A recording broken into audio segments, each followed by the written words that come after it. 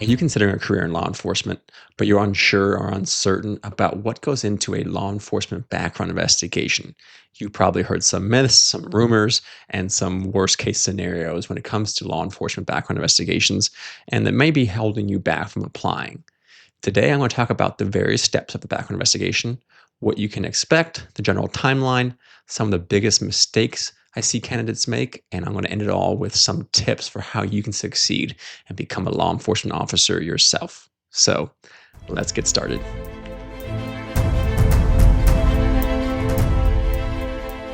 Hello, my name is Colin Whittington. I'm so honored to have you here today at the Recruiting Heroes Show.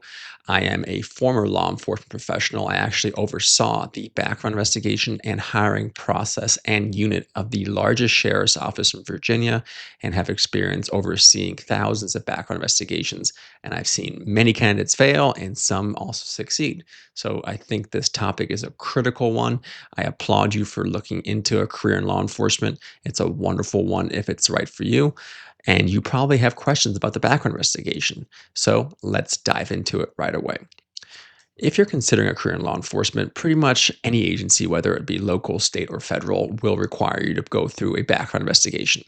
These are investigations to make sure you have the qualities, the personality, the traits to be a good law enforcement officer. So they're going to dive into your history to see any mistakes you've made in the past, anything that could potentially set you up for failure in the future, and just to make sure that you are the right person to wear a badge and a gun in this critical profession, which honestly nowadays, with the rep and reputation law enforcement has received due to numerous high profile incidents, it's more important than ever that we hire fantastic candidates.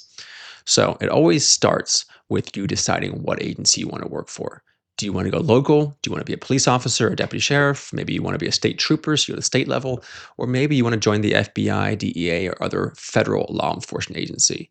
So that's a decision you have to make, and I'll discuss the pros and cons of those in a future video as well. Once you do decide to make the process, just like the agency, you'll have to put in a formal application. I'm going to focus on the local level, local and state level, because that's where I come from. So it's going to require you to fill out a general application that goes to the county, the city, or the state, depending on what level you're applying to. This application is typically pretty easy, and the main things that they're looking for are that you are at least 21 years of age, depending on the state, of course, that you have a valid driver's license, that you are a US citizen, and that you have no felonies on your background. That's typically the minimum requirement for almost every job in law enforcement. Some agencies also do require maybe an associate's or bachelor's degree, but that's becoming less and less common. So that's the application. That'll generally go to the county first, or the state, or the city before it goes to the actual agency. And they do their vetting process before sending the application over to the agency. The agency will then have you fill out what's called a personal history statement. And this is one of the longest parts of the background investigation process. It's a pretty lengthy document. I think for my agency, it was around 20 pages or so. And in it, it's going to ask you things about where you've lived, where you've worked, so your employment history, any driving history. Have you gotten tickets before? Have you crashed before? And things like that. It'll also talk about your drug usage and any criminal past. So have you been charged with any crimes in the past? Have you used any types of illegal drugs or substances? These are all things that you're going to have to answer. And I encourage you to take your time with this document. You may be in a rush and hoping to apply as quickly as you can, but you do not want to make mistakes on this document, because even if you aren't necessarily lying, but if you're omitting information, that can be seen as deceitful. And as I'll mention later, deceit or lying is one of the fastest ways to get kicked out of a background investigation process. So go through this process, this document step by step, take your time and be as thorough and as truthful as possible. The more information you can give here, the easier it'll make it on the background investigator, which will also speed up your entire background investigation process. These processes often take several weeks at the short end to several months at the longer end. For my agency, the typical was about 4 to 6 months or so. My own background investigation took about 5 months. So that's what you have to be prepared for. So you have to be sure that you're ready for the long run as well. But don't make it any more challenging by adding obstacles in your path. So be as thorough as you can in the screening questionnaire. So, when those questionnaires are submitted, they go to the agency, and the background investigation team will take a look at the applications and screening questionnaires that they've received. Typically, they're reviewed every week or so. And what we do is we go through the actual document and start looking for things that are automatic disqualifiers. Let's say you admitted on yours that you did cocaine just last week. For most agencies, mine included, that would be an automatic disqualifier. We would say, hey, so sorry. Unfortunately, we cannot bring you on at this time. Thank you for applying. Consider applying again in the future. So we do that for every candidate we receive. The ones who make it past that initial screening will then be invited to a physical abilities assessment or a fitness test. Every agency is different. For my agency, it was a 1.5 mile run, maximum push ups, maximum sit ups, and a vertical jump test. And what we do is have candidates go through it. There really wasn't a pass or fail score for my agency. Other agencies do have minimum requirements, which you can see on their websites. But what we want to see is candidates giving their absolute best. So you don't have to be an Olympic level athlete. You don't even have to be a college level athlete or high school level athlete. Anyone who even shows the effort and desire will do well enough in that process because we know we can get you in shape during the academy. Next, you'll probably be invited to a panel interview. This panel interview usually consists of between 3 to 5 members of the agency, and most agencies try to make those members people who are not involved in the background investigation process, so not the investigators or recruiters or things like that. They want to get input from outside of that unit, so it could be sergeants or even command staff or patrol officers, and they're going to ask you questions about about yourself. They're going to be questions like, "Tell me about your strengths. Tell me about your weaknesses. Why do you want to be in law enforcement? Could you use deadly force if necessary?" And questions like that. So be prepared for about 3 to 5 questions is what I typically see in background investigation panel interviews. Next, the background investigation team will then compile all the information they have on you, which is the application, the screening questionnaire, your physical fitness test, and their results from your panel interview, and decide whether or not they want to move forward with you. Typically, if you came and did a good job at the panel and the physical fitness test and you have nothing too disqualifying that you self disclose on your background packet, you will move forward. So, you will then be assigned to an individual background investigator. That person will be your point of contact, and he or she will lead you through the entire background investigation. So, you will probably receive a phone call or an email within the first week or so after you're finishing the panel interview and fitness test. So, make sure you're keeping an eye on your email and your phone. One of the biggest things that slows candidates down is them not being responsive. So, when an investigator reaches out to you, most likely he or she will outline what you can expect for the process, and they may even start to schedule you for your various appointments. And these appointments include a background investigation interview. So that's where you will actually come in and interview with the background investigator. He or she will go through your screening questionnaire, and ask you about anything you put on there and dig a little deeper as well, asking about your traits, your successes, your failures, any mistakes that you think you've made in your life, and so on. Again, during that process, be as honest as you can, but also show enthusiasm. Show that you want to be there. It's very weird when we talk to candidates who show no interest in actually in the profession and just look like they're just applying for any job. Law enforcement is a career that's really identity defining, and we want people there that really want to be in that profession, not just ones that think, I might as well do this for now until I find something better. You'll also be invited to a polygraph exam. The polygraph is what scares every candidate. Everyone seems scared about the polygraph. And I can tell you from my own experience, as well as overseeing dozens, if not hundreds of polygraphs in my career, the polygraph is not nearly as bad as they make it seem. I always thought that I would be strapped to this chair, unable to move and unable to blink or whatever else for hours at the time. That's not the case. Yes, the entire appointment does take 3 to 4 hours typically, but you're really only hooked up to the chair and the machine for about 30 minutes or so. The majority of the polygraph exam is an actual interview with the polygrapher. He or she will also go through your panel screening questionnaire and ask you questions about your background. The actual polygraph will then involve you answering yes or no to a couple of questions that summarize the investigational interview you had with the polygrapher, where he will ask you, were you deceitful about anything that we had previously discussed? And similar questions like that. The polygraph is obviously not admissible in court, and there's a reason for that. It's not perfect. I have seen candidates fail one year come back a year later, and then pass. So it's not always a for sure thing. So some agencies don't require you to pass. Some say an inconclusive is okay. Sometimes, if you're a great candidate otherwise and there's no proof that you're actually lying, they might even overlook a failure. For my agency, if you passed, you were good to go. If you failed, we typically had you test again or invite you to come back a year later. And inconclusives were really a case by case basis as well. So don't be too stressed out about the polygraph exam. It's not nearly as bad as you think. As you're going through the interview with the investigator as well as the polygrapher, they'll also be doing a criminal history check on you, a driving history check on you, and a credit history check on you as well. So that's where we're checking to see if you have any criminal past, any traffic accidents, speeding tickets, or other things, and also checking on your credit. You don't have to have a perfect credit score to become a cop. But if you are in loads of debt, or your wages have been garnished recently, or you're just a financial mess, that could be a big concern. For criminal stuff, minor stuff, as long as you have disclosed it previously, is no big deal. Class 1 misdemeanors and felonies are usually disqualifiers depending on the agency. And then driving history as well. It's all about you being honest from the get-go. If you had a speeding ticket 2 years ago, as long as you're honest about it on your application, you should be fine. However, if you have a really, really bad driving record, that could count against you as well, as you'll obviously be required to drive a cruiser in this line of work. So make sure you get your driving points up as high as you can, including taking a driving improvement test if you have to. The big thing there is honesty. If you claimed you never had a ticket before, and they go and find out, oh, he had a speeding ticket 2 weeks ago, but you lied about it, the ticket is not the issue. The deceit is the issue. And for my agency, as well as most agencies, even a simple lie like that is enough to disqualify you. So being honest is absolutely essential. All right, next, you will take part in a psychological exam. This was personally my least favorite part of the background investigation process. It was just an incredibly long day. I got to this psychological doctor's office around 7:30 in the morning, and I don't think I left until 1 or 2 in the afternoon.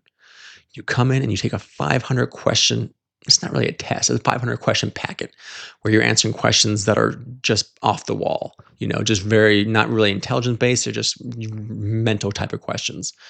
And it's just exhausting because some of the questions are very similar, just worded slightly differently. So you're trying to make sure you're being honest, but also making sure your answers are consistent and not like confusing the tests. Once that's all done, you meet with the actual doctor who will talk with you for about 30 to 45 minutes or so and just have a general conversation. It doesn't even feel like it's a psych doctor. It feels more like a conversation. When that's done, they will send the report to your agency or the agency you're applying to and give you either a certain score and whether or not you're suited mentally to take part in a law enforcement career. The big thing to remember there that a lot of agencies probably won't tell you is that the doctors are absolutely allowed to tell your agency what you discussed. There's no patient-doctor confidentiality in this circumstance. So we have plenty of candidates lie to us during the rest of their background, be honest to the doctor thinking that he wouldn't say anything, and the doctor says, hey, this is what he told me. And it turns out that they were deceitful to us. And again, that is disqualifying. So be honest the whole time, but if you're going to lie, I guess you should be consistent throughout the whole process as well. But obviously, I'm just joking there. Be honest throughout the entire process. Once the psych is done, if you're still doing very well, you go on to the medical exam. This is to make sure that you're medically fit enough to do the job of law enforcement. Again, they're not looking for superstar track stars. They're looking to make sure you're healthy enough to be a cop. I've seen plenty, and I'm sure you have as well, plenty of overweight cops who all pass the medical. So the medical really is no problem as long as you don't have any underlying conditions that could keep you from the job. So don't worry about that at all. While you're doing all of these tests, your background investigator is doing a very important job. Along with doing the credit history, the criminal history, driving record, things like that, they're also talking to your references. So you will be asked to provide references at the start of the background investigation process. We asked for about 3 to 5 or so. These are what we call provided references. So they were provided by the candidate. And now and then we'll get some information from them as well that is useful for us, but generally it's pretty much not really important because who's going to provide a reference for somebody who's going to talk badly about them, right? Most of the time they are saying, oh, he's the best person ever, best thing since sliced bread. What we do is ask the provided references. Who else may speak about Tom and what he brings to the table? Who else knows Tom that we could talk to? And then your provided reference will provide us another reference. And that's what we call a developed reference because we developed them. That is usually where we find more information and more irregularities. So, a provided reference will say, hey, yeah, you should talk to Julie over here. She knows this person very well. We talk to her, and she tells us stuff that you may have not disclosed because she never even knew that she'd be asked to be a reference. So, just keep that in mind as well. Once that is all done, if you have passed everything, there's no areas of concern, your report investigator will write up a full report. Some agencies still use paper documents, others use a digital file, and they send it up their chain of command. So it will go from the investigator to their sergeant, lieutenant, all the way up as high as the agency goes. For my agency, it went all the way up to the sheriff. And everyone gives their input. And at the end of the day, the highest ranking authority, again, for my agency was the sheriff, gives the final decision. Yes, we want to hire him or her or not. For my agency, we took it one step further. The sheriff said, this person looks good. I want to interview him or interview her. The sheriff interviewed every single person that was going to be hired by the agency. And many agencies do that as well. But for the bigger agencies like the NYPDs or LAPD or these really massive agencies, I doubt you'll ever talk to the chief. So you'll most likely go to another mid-level ranking supervisor who will talk to you about why you want to work for that agency. And there, it's really important to come prepared, be professionally dressed, show that you really care, and have a great answer for why you want to go into law enforcement and why you're picking that agency specifically. So many times these candidates get through the whole background process, get to the interview, and then have no real answer to the sheriff about why they want to work for that agency. And that doesn't look good. You want to make sure you explain what you can do for this agency and why you choose them and chose them to be the agency of your choice. So, some of the common mistakes that I see these candidates make: incomplete or inaccurate screening questionnaires. All right, I mentioned that earlier. Take your time on the screening questionnaire. If you're rushing through it, you're going to make mistakes and it's going to cost you in the long run. Make sure it's thorough and make sure you answer every question honestly. Being deceitful is the number one way to get disqualified from the process. Not warning your references that they're going to be reached out to. This is not a huge one, but you're going to get their references are going to be called, whether it be your neighbors, your family members, or any other provided references you gave will be getting a call from a law enforcement agency. For me, my wife, back then with my girlfriend, she actually had the investigator show up at her school. She's a school teacher and interviewed her at the school. Luckily, she knew it was coming, so it wasn't a huge shock. But could you imagine if you're just teaching your kids one day and all of a sudden a cop shows up at your door? It'd be pretty alarming, right? So make sure you let them know. Being too hard to reach or slow to respond is a massive one as well. These agencies are busy. They have tons of candidates that are working. If you're not responding in a timely fashion, they'll move on to somebody else. So make sure you are responding as quickly as possible. Again, downplaying situations, lying, that's the same thing. If you're omitting information, it's almost the same as lying. So be complete in your answers, no matter what it is. And then you'll honestly be amazed at how much agencies can work with as long as you're honest. I admitted to some crazy stuff, not crazy stuff, some decently crazy stuff during my background investigation process, and I was still hired. But I was honest from the get-go. Whereas if I had lied, they would have disqualified me from the get-go as well. So make sure you're honest. All right, tips for success. These are the things that I recommend you do to be successful in a law enforcement background investigation so you can pass it and become a cop and have a wonderful career in law enforcement. First, stay organized. You might apply to numerous agencies. Make sure you're keeping a file for each one so you know what you've done, where you have to go next, who you have to reach out to, and all of that. So stay organized as much as possible. Be responsive. This is a huge one. Make sure your email is set up. Make sure you can check it every single day. Make sure your voicemail is set up and make sure everything in there is professional. If you have some ridiculous email address or crazy voicemail that's unprofessional, it's going to look really bad. So make sure it's your professional email and also that your voicemail is set up and also available to receive messages. So many times I would call candidates and they had a voicemail that was full, so I couldn't leave a message. It's not a good sign. So make sure you clear out your inbox so you can take messages. Again, honesty. I'll say it again. Honesty is so, so important. Be honest, be consistent, and also just be patient. It is a long process. You want to make sure that you don't just think it's going to be a couple of weeks because most likely it'll be a few months. So play the long game, but be consistent and be ready to go. And it's going to be so worth it at the end. If you think you want to be in law enforcement and you're worried about this process, you need some help, need help deciding what agency to work for, need help on the background investigation process, interview training, I offer all of that. check out my website. It's whittingtonbooks.com. Or you can go to my business website, which is recruitingheroesllc.com, to see what we're all about. And I would be honored to help you become a cop, become a deputy, become a federal agent, whatever you want to do in law enforcement. It'll be my honor to work directly with you throughout the entire process. But that's all I have time for today. Please do like this video, comment down below what agency you're hoping to work for, and subscribe to this channel so you can always be up to date when I share new videos. That's all I have time for today, guys. So stay safe, good luck out there, and get applying. Bye, guys.